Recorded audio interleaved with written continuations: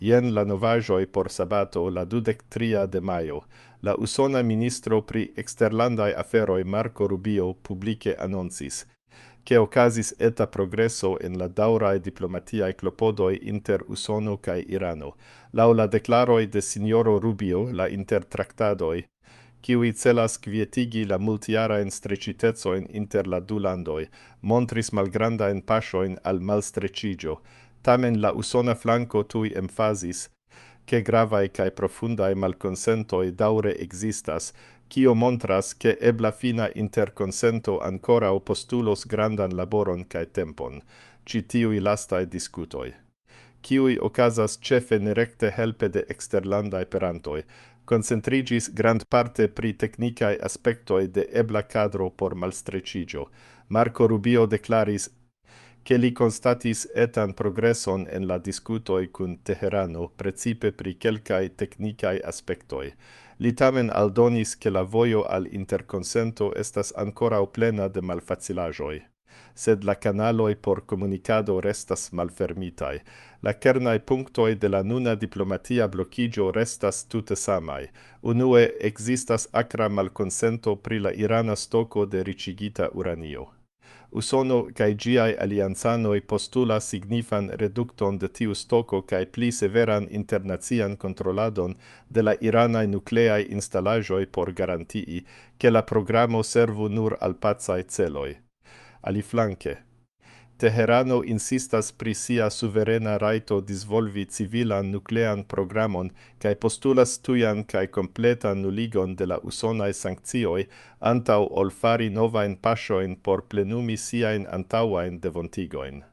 Ĉi tiu malkonsento pri sankcioj kaj plenumado estas historia reago al la jaro 2010. Kiam Usono decidis unupartie retirigi el la nuclea interconsento oficiale conata kiel la JOCPOA.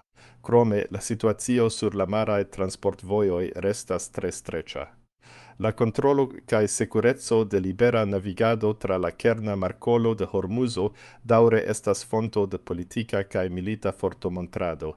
Lastatempaj raportoj indikas, che ambaŭ flankoj faris mararmeajn manovrojn en la regiono, kio nur pligrandigas la riskon de akcidentaj kolizioj. Kvankam la nuna usona registaro plurfoje esprimis preferon por diplomatia solvo, observantoj konsentas, ke la vojo al ampleksa kaj stabila paco estos longa kaj dornoplena, postulante monatojn da pacienca kaj detala laboro de la reprezentantoj de ambaŭ flankoj.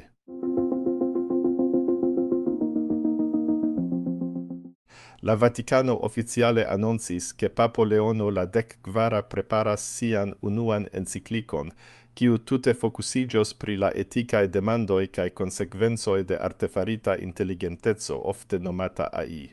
Ĉi tiu grava papa dokumento markas la unuan fojon, kiam la gvidanto de la katolika eklezio dediĉas tiel altnivelan teologian kaj moralan instruon ekskluzive al la rapida evoluo de modernaj ciferecaj teknologioj. Tiu ĉi decido substrekas la profundan zorgon de la Sankta Seĝo pri la influo de la maŝina intelekto sur la homaron en la venontaj jardekoj. Kvankam la oficiala kaj latina titolo de la encikliko ankoraŭ ne estis publike malkaŝita, vatikanaj fontoj indikas, che la texto profunde esploros la rilaton inter la estonteco de la homaro kaj la novaj teknologioj, traktante la ciferecan mondon kiel novan sferon de moralo.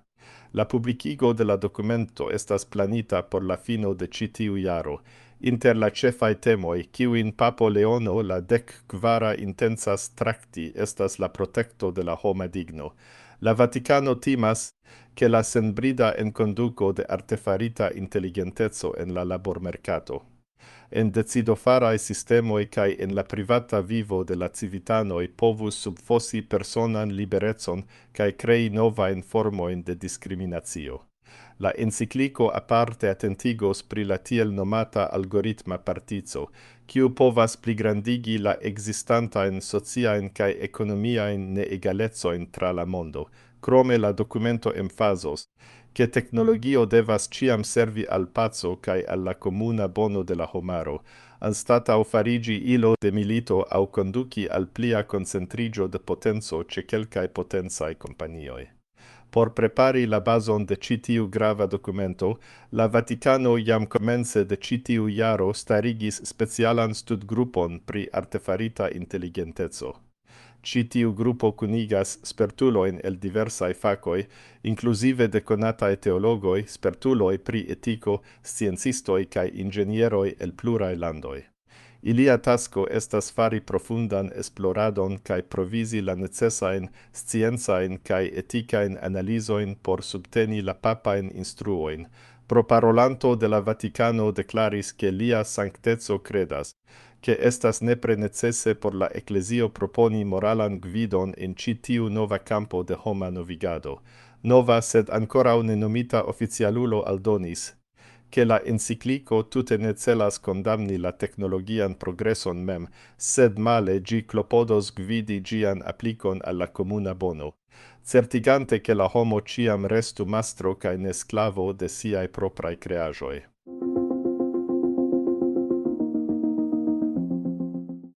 In Pariso, historia segmento de la originala helica ŝtuparo de la Eiffel-turo estis vendita en tre vigla aukcio por la sumo de pli ol 452.000 euroj, kio egalas proksimume 490.000 usonajn dolarojn. Ĉi tiu eksterordinara prezo surprizis eĉ la spertulojn de la fama aukcia domo Arcurial, kiuj komence taxis la valoron de la historia objekto je nur 30.000 ĝis 40.000 euroj. La vendita pezzo consistas el 14 metalaj ŝtupoj el forĝita fero kaj pesas proksimume 1,4 tunojn, kun alto de proksimume 4,3 metroj. Ĝi estis konstruita en la jaro 1889 fare de la fama inĝeniero Gustavo Eiffel kaj estis parto de la originala ŝtuparo, kiu ligis la duan kaj la trian nivelojn de la tutmonde renoma Pariza monumento. En la jaro 1983, la originala helica ŝtuparo estis malmuntita por ebligi la instaladon de moderna lifto inter la supraj etaĝoj. Post la malmuntado, la tuta ŝtuparo estis tranĉita en 24 apartajn segmentojn. 4 el ĉi tiuj segmentoj estis konservitaj kaj restis ĉe la Eiffel-turo mem, dum 3 aliaj segmentoj estis donacitaj al gravaj francaj muzeoj, inter kiuj estas la Museo d'Orsay kaj la Museo pri la historio de fero en Nancio. La ceteraj 17 segmentoj estis venditaj al privataj kolektantoj en granda aukcio okazinta en la sama jaro 1983 ekde tiam.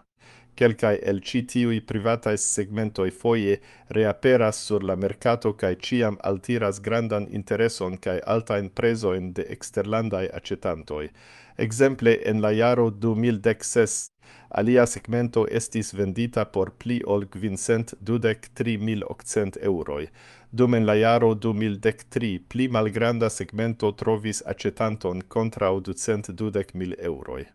La aukciisto de la domo Arcurial, sinjoro François Tajan, post la sukcesa vendo deklaris ke ĉiu historia objekto, vera simbolo de Parizo, denove pruvis sian universalan allogecon. Li aldonis che la entuziasmo de la proponantoj, precipe el eksterlando, substrekas la daŭran tutmondan fasciniĝon pri la Eiffel-turo.